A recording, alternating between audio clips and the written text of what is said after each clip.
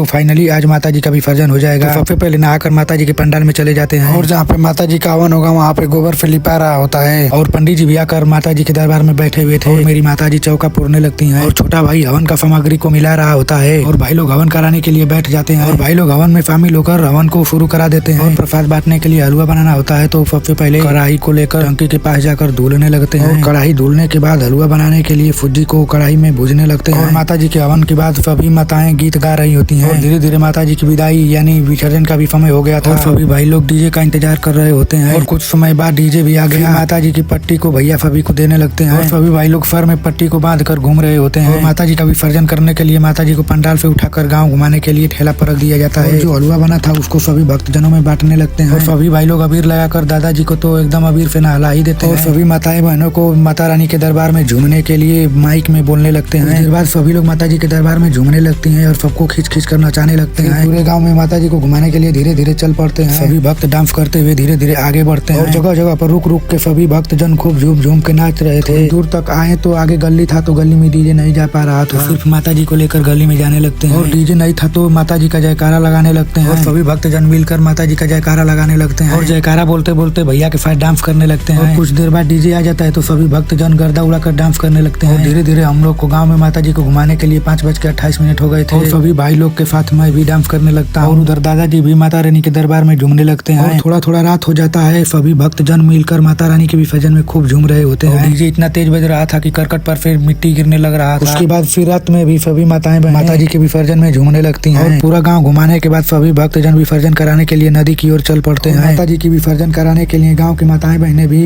D बो तक आ जाती हैं। डी बो के यहाँ से माताएं बहनें घर चल जाती हैं और हम लोग नदी की ओर चलने लगते हैं। विसर्जन कराने में हम लोग को रात के धीरे धीरे 6:57 हो गए और अभी हम लोग बीच रास्ते में ही थे और सभी भाई लोग विसर्जन कराने के लिए पैदल ही चल पड़ते हैं और रास्ते में कूदते हुए डांस करते हुए नदी की ओर चल रहे होते हैं और नदी के पास पहुंचते हैं तो गाँव के लोग विसर्जन कराने के लिए आए हुए थे। दोनों डीजे पास आते ही अपने में कंपटीशन करने लगते हैं। दूसरे गाँव वाला डीजे लेकर चला जाता है और लास्ट में सभी भाई लोग एक एक अगरबत्ती लेकर माता जी का पूजा कर लेते हैं और माता जी का विसर्जन करने के लिए सभी भक्तजन माता जी को लेकर नदी के पास चल देते हैं और नदी में माता जी को लेकर अंदर तक चले जाते हैं और माता जी का विसर्जन हो जाता है। सभी भाई बहन हमें सब्सक्राइब नहीं किए हैं तो लाइक करके सब्सक्राइब जरूर कर लीजिएगा। मिलते हैं नेक्स्ट मिनी ब्लॉग में।